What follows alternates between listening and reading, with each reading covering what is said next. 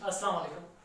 हमने last time पढ़ा हुआ था कि वेव को दो हिस्सों में बांटा गया है on the basis of energy.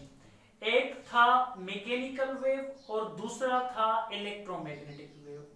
इसके बाद में हमने पढ़ा कि वेव को क्लासिफाई किया गया है दो हिस्सों में।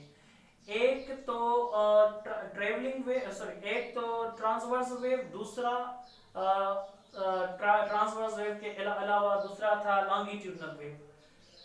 On the basis of direction हमने क्या किया है कि एनर्जी को क्लासिफाई किया है, पर यह जानना जरूरी है कि किस बेसिस पर हम उसकी स्टडी कर रहे हैं। हम आज भी एनर्जी को, वेव को डिफाइन करेंगे, वेव को क्लासिफाई करेंगे दो हिस्सों में। Wave is classified into two categories on the basis of motion. Motion की बेसिस पर वेव को दो हिस्सों में बांटा गया है। फर्ज कर लें, अच्छा, पहले तो हम ट्रेवलिंग वेव पढ़ेंगे, ट्रेवलिंग वेव बाद में हम पढ़ेंगे स्टेशनरी वेव। ट्रेवलिंग वेव क्या होती है? When wave is moving away from the source which produces it is called traveling wave। अच्छा, ट्रेवलिंग वेव क्या होती है? ट्रेवलिंग वेव दरअसल वो वेव है जो पैदा होती है और दूर जाती है उस सोर्स से जो सोर्स उसको पैदा करता है। This is called travelling wave. Travelling wave में ऐसा होता है कि फर्ज कर लें कि अगर यहां पर पानी पड़ा हुआ है, ये पानी का सरफेस है, यहां पर हम एक स्टोन फेंकते हैं। जैसे ही एक स्टोन हम फेंकते हैं यहां पर हम देखते हैं कि यहां पर ये हिस्सा पानी का नीचे चला जाता है यहां पर, और पानी कुछ इस तरह से अपीयर होता है कुछ टाइम के बाद में। अच्छा, थोड़ा सा इंस्टेंट ऑफ टाइम गुजरा, और जैसे ही टाइम, हमें पता है कि इस पानी में इलास्टिसिटी भी होगी, रिस्टोरिंग होगा, तो ये रिस्टोरिंग की वजह से ये हिस्सा फिर से ऊपर आएगा। जैसे ही ये हिस्सा ऊपर आएगा तो ऊपर आ जाने के बाद में ये पानी कुछ इस तरह से बनेगा कुछ इंस्टेंट के बाद, और जैसे ही रिस्टोरिंग वाला फोर्स पानी को ऊपर ले आएगा और ऊपर जाने की वजह से ये पानी कुछ इस तरह से शेप में आ जाएगा और पानी कुछ इस तरह से हो जाएगा। यहां पर हम देखें कि यहां पर ये जो ए पॉइंट थी, ये जब नीचे थी तो उस वक्त ये जो बी पॉइंट थी, बी पॉइंट सेम लोकेशन में थी। जब ए पॉइंट ऊपर आ गया, ए पॉइंट सेम हालत में आ गया, तो उस वक्त क्या हो रहा है? बी पॉइंट मैक्सिमम नीचे चला गया। मतलब ये जो एनर्जी ए लोकेशन को दी गई थी वही एनर्जी बी तक आ पहुंची और बी को मजीद नीचे ले आ गया, और जैसे ही बी ऊपर आ गया तो उस वक्त दूसरा कोई सी लोकेशन उस तरह से नीचे आ गया, और यहां पर हम देखें कि जो एनर्जी एक लोकेशन को दी गई थी वो दूसरी लोकेशंस को भी मिल रही थी energy. So this energy is continuously transmitting from one point, from one location to another location।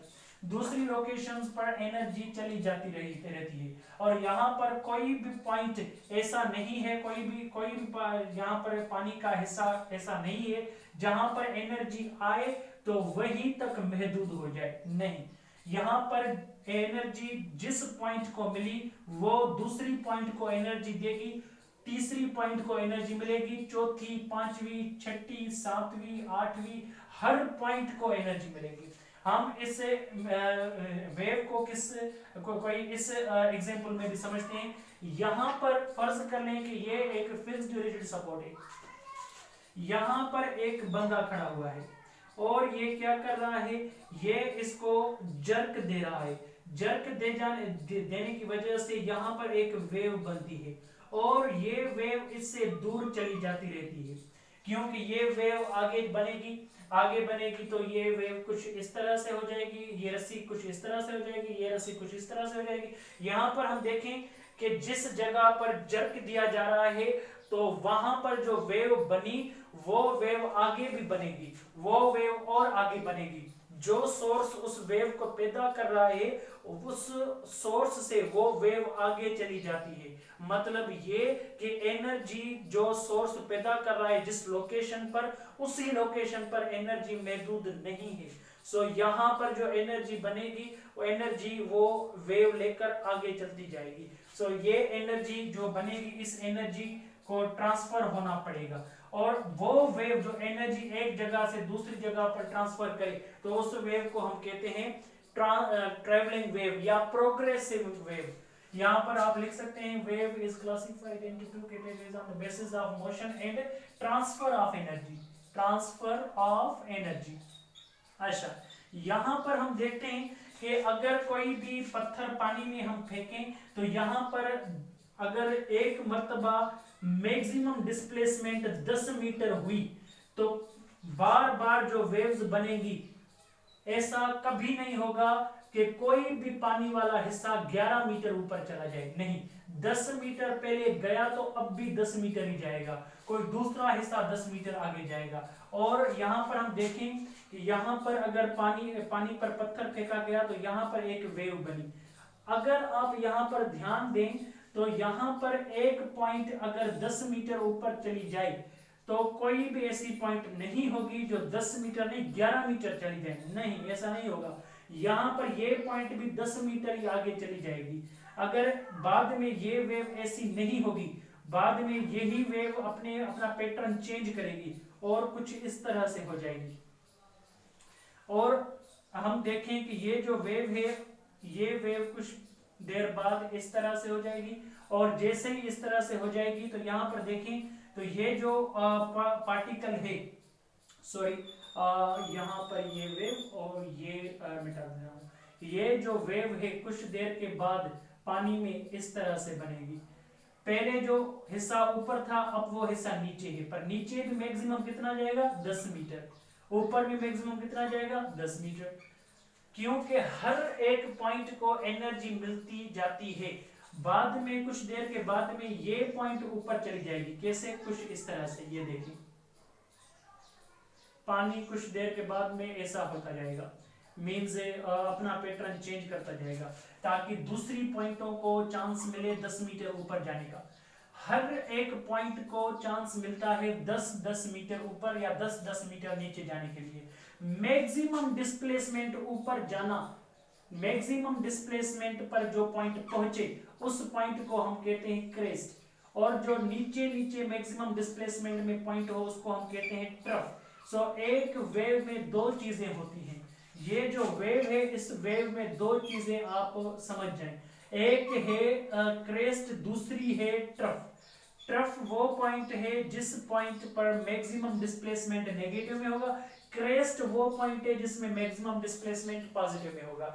और यहाँ पर जो वेव आगे जाएगी तो वहां पर वेव आगे नहीं जाएगी, पहले ये क्रेस्ट यहाँ था, बाद में ये क्रेस्ट यहाँ पहुंचेगा, बाद में ये क्रेस्ट यहाँ पहुंचेगा, मतलब ये जो वेव है अब ऐसी है, बाद में ये ऐसी होगी, बाद में ये ऐसी होगी, बाद में ये ऐसी होगी, और कुछ इस तरह से वेव बनेगी। मतलब ये कि एक वेव अगर हम देखें तो ये हमारे पास अगर वेव है तो अगर इसका ये हिस्सा ऊपर जाएगा तो कुछ देर के बाद में ये नीचे आएगा और दूसरे को चांस मिलेगा कि वो ऊपर जाए, और कुछ देर के बाद में ये नीचे आएगा और दूसरी पॉइंट को चांस मिलेगा कि वो ऊपर जाए, और ये वेव कुछ ऐसा बनेगा। और ये वेव हर एक पॉइंट को चांस देगी कि हर एक पॉइंट मैक्सिमम डिस्प्लेसमेंट पर ऊपर चली जाए। मैक्सिमम डिस्प्लेसमेंट पर ऊपर जाना क्रेस्ट कहलाता है और मैक्सिमम डिस्प्लेसमेंट पर नीचे जाना ट्रफ कहलाता है। यहाँ पर हम देखें तो ये हमारे पास जो क्रेस्ट है इसकी लोकेशन तब्दील होती रहती है, और ये ट्रफ है इसकी भी लोकेशन तब्दील होती रहती है। ये जो क्रेस्ट है इसका मूव करना इस बात का सबूत है कि एनर्जी ट्रांसफर हो रही है, और एनर्जी ट्रांसफर होने के लिए क्रेस्ट का मूव होना जरूरी है। तो वेलोसिटी ऑफ क्रेस्ट कहलाती है वेलोसिटी ऑफ वेव। और इसकी जो इक्वेशन है, अभी इसको साइड में रख लें, इस टॉपिक को हम बाद में पढ़ेंगे। वेलोसिटी ऑफ वेव कहलाता है velocity v is equal to distance divide by time. यहां पर आपको मैं बता दूं कि एक क्रेस्ट से दूसरे क्रेस्ट पर आने के लिए आपको कितना डिस्टेंस ट्रेवल करना पड़ता है। तो एक क्रेस्ट से दूसरे क्रेस्ट तक आने के लिए एक वेव लेंथ की साइज होनी चाहिए, मींस एक जो वेव होती है उस वेव की size. So crest to crest एक वेव बनती है। मतलब आप ये कह सकते हैं कि अगर ये वेव है, ये एक पूरी वेव है, क्योंकि upper half circle and lower half circle एक पूरा सर्कल हो गया, आप इस पूरे सर्कल को एक वेव माने। यहां पर अगर आप देखेंगे तो यहां से इस स्टार्टिंग पॉइंट से यहां तक वाला जो मुफासला होगा इसको वेव की लेंथ माना जाता है, वेव लेंथ, जिसकी सिंबल है लैम्डा।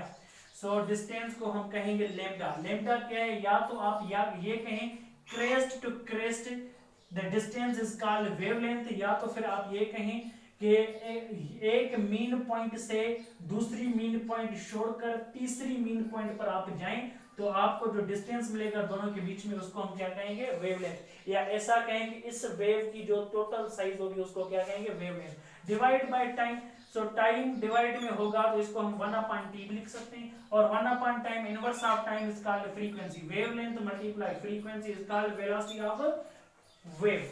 कौन सी वेव, ट्रेवलिंग वेव। सो ट्रेवलिंग वेव की वेलोसिटी इस तरह से मालूम होती है।